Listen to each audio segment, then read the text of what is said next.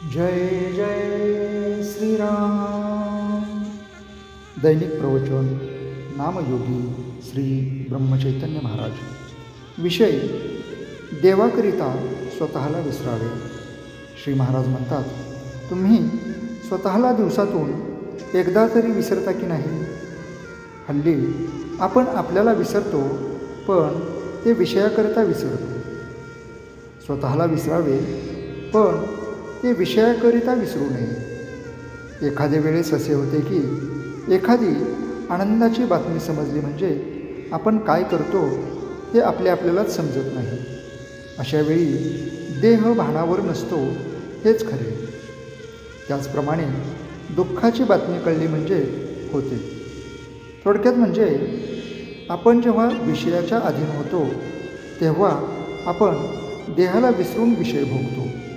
त्याचप्रमाणे क्रोधाचे होते। विषयासाठी देहभान विसरणे हे केव्हाही वाईटच, परंतु देवाकरिता जर आपण आपल्याला विसरलो तर ते फारच उत्तम। भजन करीत असताना देहभाव विसरून भजन करावे। आपण आता तसे करतो का?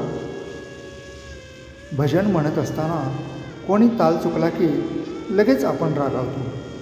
ते खरे भजन होत नाही। म्हणून भजन करताना मी देवापुढे आहे आणि तो आणि मी याच्याशिवाय दुसरे कोणी नाही असे मानूनच भजन करावे आणि तशी सवय ठेवावी, म्हणजे देहभाव विसरता येईल। संसारात आपण कोण हे न विसरता संसार करावा, म्हणजेच विषयाच्या अधीन केव्हाही न होता संसार करावा।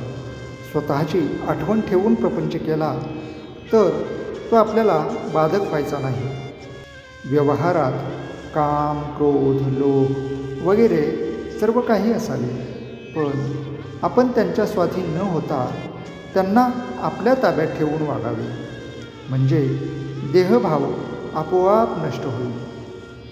हे सर्व साधायला परमेश्वराला शरण जाणे हा एकच सोपा मार्ग आहे आणि त्याकरिता नामस्मरणात राहणे हेच साधन आहे। कोणी 12 वर्ष साधनात राहूनही काही काम झाले नाही असे म्हणतात आणि यात काही अर्थ नाही म्हणून सोडूनही देतात।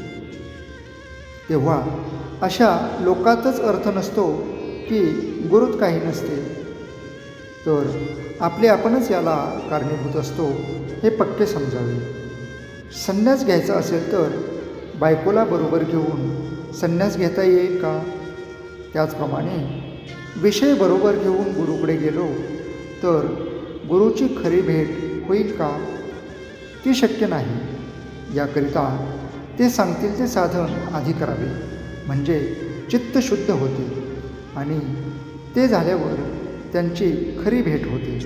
म्हणून आपण त्यांच्याजवळ खरे समाधान मागावे आणि ते मिळाल्यावर आणखी काय मिळवायचे राहते?